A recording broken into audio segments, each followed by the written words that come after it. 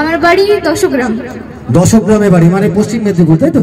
তো যাই হোক, এই পূর্ব পশ্চিম মিলিয়ে মানে আমি অনেক অনেক এখন ক্রিয়েটার তৈরি হয়ে গেছে, এবং আজকে এই উদ্যোগে সেই সম্বর্ধনা সভায় এসে কেমন লাগছে?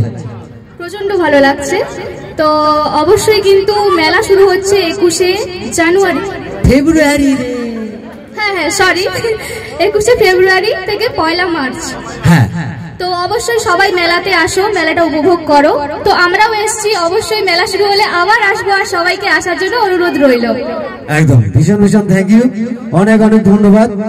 আজকের এত সুন্দর মানে এইরকম একটা জায়গায় আসতে পেরেছি, আর তার থেকে বড় যারা আমাদের ভিডিও দেখে আমাদেরকে এত ভালোবাসা দিয়েছে, তাদের জন্য আজকে আমাদের এই জায়গা। তো আমাদের মতো যেরকম ছোট ছোট ক্রিয়েটারকে বা যারা গ্রাম বাংলা থেকে উঠে আসছে, তাদেরকে এত সুন্দর একটা জায়গা দেওয়ার জন্য উৎসব কমিটি সকল সদস্যকে জানাই অসংখ্য ধন্যবাদ। আচ্ছা, এইটুকু তো আমি তোকে ছেড়ে দেবো না, তোর কাছে আমাদের একটা চ্যানেল আছে, ইউটিউব চ্যানেল রাজ মুভিজ, যেখানে আমরা শর্ট ফিল্ম এবং বাস্তবধর্মী অনেক কাজ করে থাকি।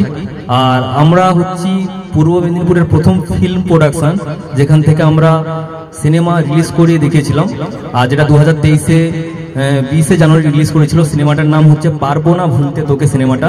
এই মুহূর্তে আমাদের ইউটিউব চ্যানেলেও আমি দিয়েছি, যাতে মানুষ দেখতে পায়। অনেকে তো হলে গিয়ে দেখতে পারেনি, তো যাতে হলে না দেখতে পাওয়ার জন্য আমরা চ্যানেলে ছেড়েছি, তোমরা গিয়ে দেখতে পারো।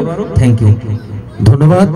এবার আমি গ্রামীণ উৎসব মানে গ্রামের সবাই বা আমরা সবাই একতা ছাড়া একটা অনুষ্ঠান করা যায় না।